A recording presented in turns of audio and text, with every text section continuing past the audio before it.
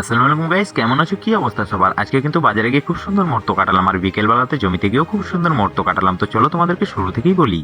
Good morning guys. তো শশা লাগিয়ে চোখের ঘুম আমার হারাম হয়ে গেছে। সকালবেলা কিন্তু শশা তুলতে হয়, আর শশা তুলে কিন্তু আজকে কিন্তু 2 ব্যাগ হয়েছে। গতকাল কিন্তু 1 ব্যাগের একটু কম হয়েছিল, আজকে 2 ব্যাগ হয়েছে। তো ব্যাগ হাতে করে তারপর আমি রাস্তার ধারে বাইক রেখেছিলাম, তো বাইক নিয়ে চলে আসলাম। আর বৃষ্টি হয়েছিল, তার কারণে কিন্তু বাইক ঢোকাতে পেরেছিলাম না। এরকম ভিডিও করতে করতে আমার সামনে দিয়ে কিন্তু একটা হনুমান পালিয়ে গেল। তারপরে কিন্তু আমি চলে এসেছিলাম বাজারে, আর বাজারে এসে কিন্তু বাইক রেখে তাড়াতাড়ি করে আমি চলে আসছি। আর আসতেই দেখছি একটা ব্যাগ কিন্তু আমার বিক্রি করে দিয়েছে সমিতা। আর এখানে কিন্তু গ্রামের অনেকজনই এসেছিল, সবাই কিন্তু শশা নিয়ে এসেছিল। আজকে প্রচুর শশা এসেছিল মার্কেটে। আর তারপরে দেখছি দ্বিতীয় ব্যাগও কিন্তু বিক্রি করে দিল। আর এখানে কিন্তু এখন অনেক শশা আছে। তো আমার 2 ব্যাগ শশা সকাল সকাল বিক্রি হয়ে গেল, বেশ ভালোই লাগলো মনটা। তারপরে কিন্তু ব্যাগ দুটো দিয়ে দিল। তারপর আমি চলে এসেছিলাম অর্কদার কাছে টাকা নিতে। আর মাল বিক্রি করে টাকা না নিলে হয়, তারপরে কিন্তু টাকা নিয়ে নিলাম। টাকা নিয়ে কিন্তু একটা জিনিস চোখে পড়লে, দেখো বাজারের সব থেকে টপ শশা কিন্তু এই দাদাই নিয়ে এসেছিল। তো ওগুলো দেখছি, আর বাইরে দেখো সবাই কিন্তু বন্ধু বান্ধব, আমি ব্লগ বানাচ্ছিলাম, দেখছিল। তো ওখানে খুব সুন্দর মুহূর্তই কিন্তু কাটালাম। তারপরে চলে এসেছিলাম বাইরের দিকে, আর বাইরে কিন্তু এসে আমার এক বন্ধুর সঙ্গে দেখা হয়ে গেল। বন্ধু এখানে কিন্তু লিচু বিক্রি করছিল, তো ওর কাছে শেষ হয়ে গেছিল, তো পাশে কাকা বিক্রি করছিল, কাকার কাছ থেকে নিয়ে নিলাম। আর লিচু নিয়ে তারপরে কিন্তু আমি চলে আসলাম। আর আসার পর কিন্তু জমিতে চলে এসেছিলাম। জমিতে এসে দেখছি আজকে কিন্তু সার দিতে হবে, তাই কিন্তু এখন বস্তার ঝোলা নিয়ে বেরিয়ে গেলাম সার নিতে। আর সার নিতে এসে দেখি এখানে কিন্তু সারের এখানে প্রচুর লোকজনও চলে এসেছে, তার কারণ গতকালকে বৃষ্টি হয়েছে, বৃষ্টির কারণে কিন্তু প্রচুর সার এখন বিক্রি হচ্ছে।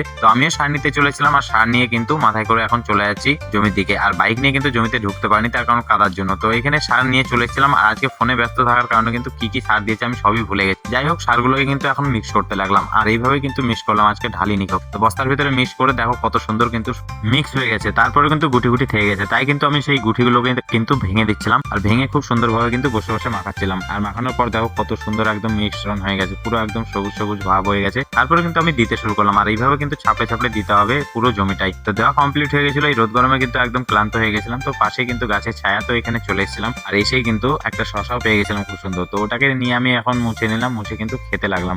কষ্টের ফল সত্যি মিষ্টি হয়। 1 মাস পরিশ্রম করার পর কিন্তু এই শশা দেখতে পেয়েছি চোখে, তো বেশ ভালোই লাগছে খেতে। তারপরে কিন্তু আমি বিকেল বেলায় জমিতে এসেছিলাম, আর এসে দেখি আজকে কিন্তু লেবারও আসেনি। তো আমি ভাবলাম যে পাটের শাক খাবো, তাই কিন্তু আমি একদম মিডিল মাঠের দিকে চলে আসলাম। আর এই মাঠে অনেকদিন পরেই আসলাম, আর এসে দেখি এখানে কিন্তু লেবারও সব পাট নেড়াচ্ছে, আর নেড়িয়ে কিন্তু সাইডে রাখছিল।